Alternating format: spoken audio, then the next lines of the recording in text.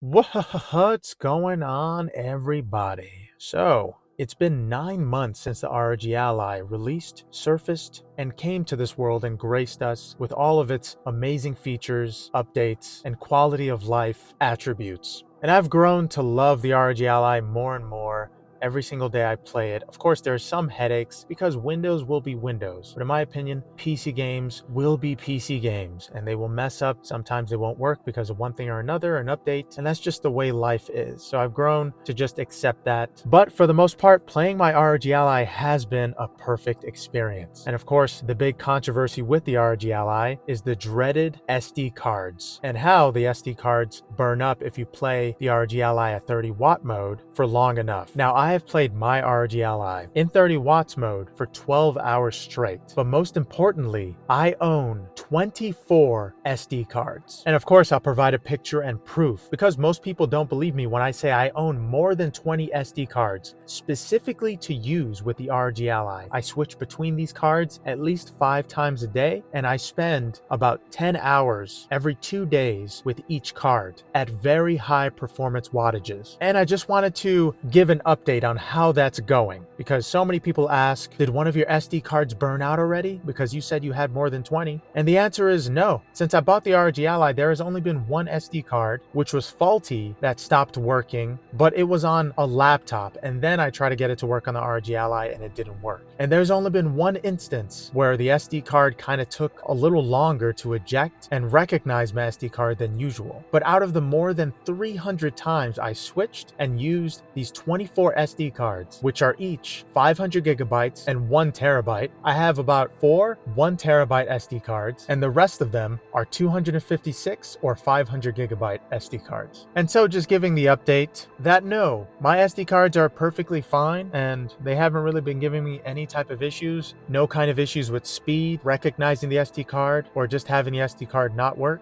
But then again, like I said before in numerous videos, when I had the Steam Deck, there was also an SD card that stopped working for that officially. So SD card problems happen with pretty much everything. I just don't think that we're supposed to store such huge files in these SD cards and play full-fledged AAA titles from these tiny little chips. I feel like the internal SSD and external SSDs are created more appropriately for these gaming situations. I feel like an SD card is consistently stressed out, and a lifespan of an SD card when it comes to playing a full-fledged AAA game is very low. But yeah, among all of these 24 SD cards, I have about 1,200 games scattered across all of them. And these games range from games like Alan Wake, Doom Eternal, to small titles like Celeste and Hades. I played all types of games across the board. I've tested them out for days on end, and I use my ROG Ally consistently when I'm working, when I'm doing schoolwork, while editing sometimes. I use it pretty much all day, and especially while traveling. And I push the ROG Ally to the brink of breaking, and the SD card has never suffered. I believe that at first, these SD card issues were a big problem because of the thermals and the heat dissipation from the ROG Ally. But honestly, after that thermal update from ASUS, there hasn't been any real issues with this matter. And I haven't seen any kind of hiccups or performance delays with any of the 24 cards that I own. I actually use more than 24 cards. I use a cheaper on SD card for my emulated titles for like PlayStation 3, PlayStation 2, maybe Xbox 360. And those are very cheap SD cards, and they haven't been giving me any type of issues. In fact, while using them with the Nintendo Switch and the Steam Deck, they gave me a lot more issues than the ROG Ally has. I think that the SD card slot that the ROG Ally has is very impressive and fast. Of course, the thermals could take a little more work and switching up in order to make them a lot more reliable for people that don't entirely trust them. But for the most part, with all of these cards that I own and all the games, I've been enjoying myself immensely with the ROG Ally, and I just wanted to give you guys an update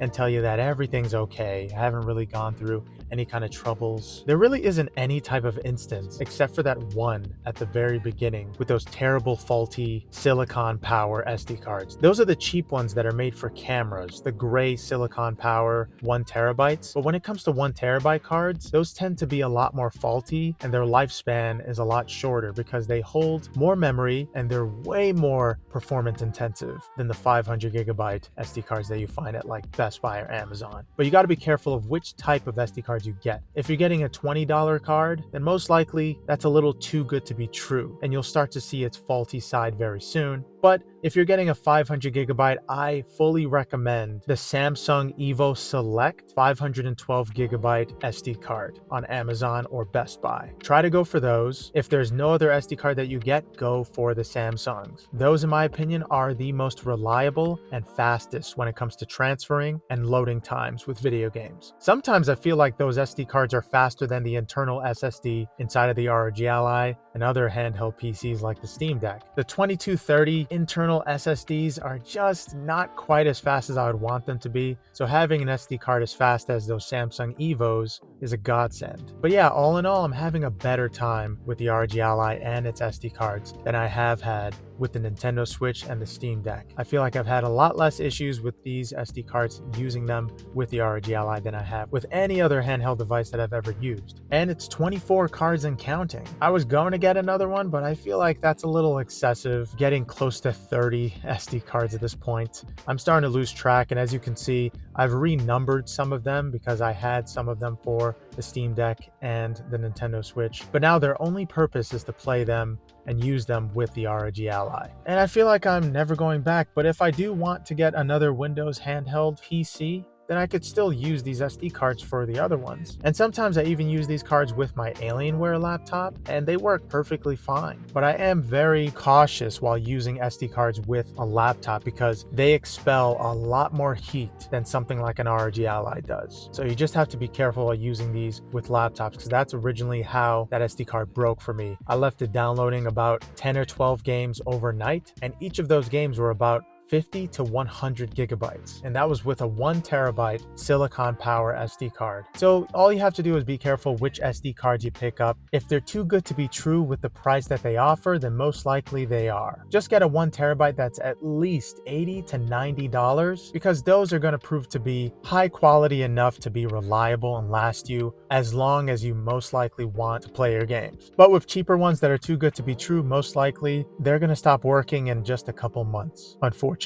But that's not to say if you buy a silicon power SD card that they won't work for a very long time, because like I said, some will be faulty, but others might not be. I have some silicon power SD cards, and I bought about 4 of them, like I said before, and those work perfectly fine and they're pretty fast, but I am very cautious with them. So just be careful, and the second that Samsung releases a 1 terabyte version of their SD cards, when they somehow are able to release stable versions of those, then I advise getting a Samsung 1 terabyte. But for now, stick to the 500 gigabytes, even though you won't be able to fit as much as you want, especially the fact that we have games that are 100 plus gigabytes like Final Fantasy VII Remake. You might not get the experience that you want from 500 gigabytes, but you just have to settle for stable and safe. But yeah, that's been my update to the whole SD card debacle with ROG Ally. So far, it's going perfectly great. I haven't had any issues. I'm having a wonderful time with my 24 plus SD cards. So if you are wondering about getting an ROG Ally over those other handhelds, just know that the SD card issue has been solved, at least for my ROG Ally, because most likely all of the models aren't going to have that defect with burning out the card slot, and you will see superior performance from the ROG Ally like I have for the past 9 months. But yeah, thank you guys so much for watching, and if you have any questions, let me know in the comments below. Hope you have a good one. Later.